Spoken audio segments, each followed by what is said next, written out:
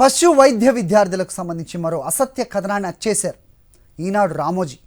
ఒక్క నియామకాన్ని చేపట్టలేదంటూ వైఎస్ఆర్సీపీ ప్రభుత్వంపై అభాండం వేశారు. రాష్ట్రంలో 1527 మంది పశు వైద్య సహాయ శస్త్రచికిత్సకులు ఉన్నారు. ప్రతి 17,000 పశువులకు ఒక గ్రాడ్యుయేట్ వైద్యుడు అందుబాటులో ఉన్నారు. ఈ వాస్తవాలను మరిచి ప్రజల్ని తప్పుదారి పట్టించేలా ప్రచురించిన ఈనాడు కథనంలో నిజాలు ఒకసారి చూద్దాం. దేశంలో మరే రాష్ట్రంలోనూ లేనట్టుగా మూగజీవాల ఆరోగ్యాన్ని కాపాడేందుకు ప్రత్యేక చర్యలు తీసుకుంటోంది వైఎస్ఆర్సీపీ ప్రభుత్వం. గ్రామానికో పశు సంవర్ధక సహాయకుడు ఉన్నారు. 2 మండలాలకో వెటర్నరీ అంబులెన్స్ సర్వీసు ఉంది. గ్రామ స్థాయిలో ఆర్బీకేల ద్వారా పశుగ్రాసం సర్టిఫై చేసిన నాణ్యమైన సంపూర్ణ మిశ్రమ దాణా పంపిణీ జరుగుతోంది. మూగజీవాలకు బీమా రక్షణ ఉంది. జనరిక్ పశు ఔషధ కేంద్రాల ఏర్పాటు చేశారు. జగనన్న పాల వెల్లువ ద్వారా పాడి రైతులకు గిట్టుబాటు ధర అందుతోంది. ఇలా గడిచిన 4.5 రాష్ట్రంలో ఎన్నో విప్లవాత్మక మార్పులు వచ్చాయి. ఈ కార్యక్రమాల వల్ల కేంద్రంతో పాటు చాలా జాతీయ, అంతర్జాతీయ సంస్థల ప్రశంసలు దక్కించుకుంది ఏపీ. అవార్డులు, రివార్డులు అందుకుంది.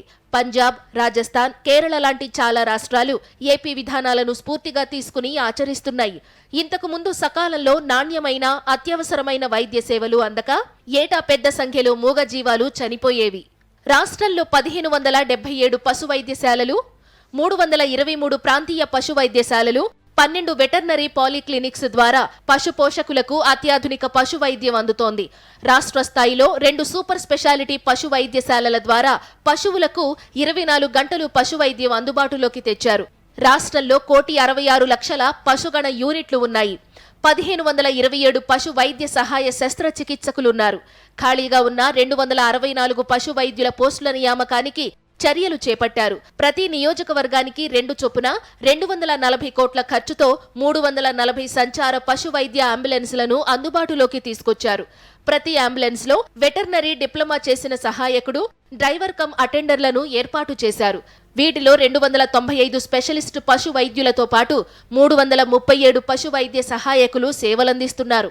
ప్రతి వాహనంలో 51 రకాల వైద్య పరికరాలు ఉంచారు.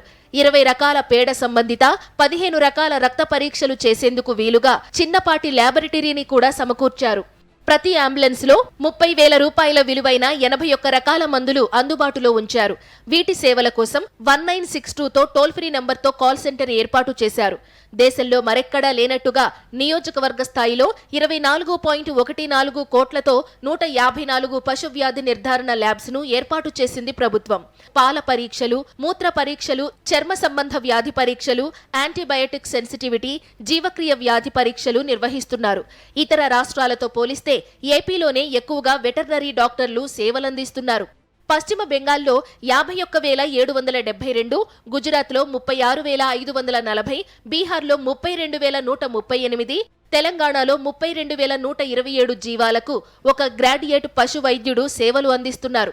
అదే ఏపీలో ప్రతి 17,808 జీవాలకు ఒక వైద్యుడు సేవలు అందిస్తున్నారు. అయినా ఇంకా ఏమీ చేయలేదన్నట్టు ఈనాడు అసత్య కథనాలు ప్రచురిస్తూ ప్రజలను తప్పుదారి పట్టిస్తోంది.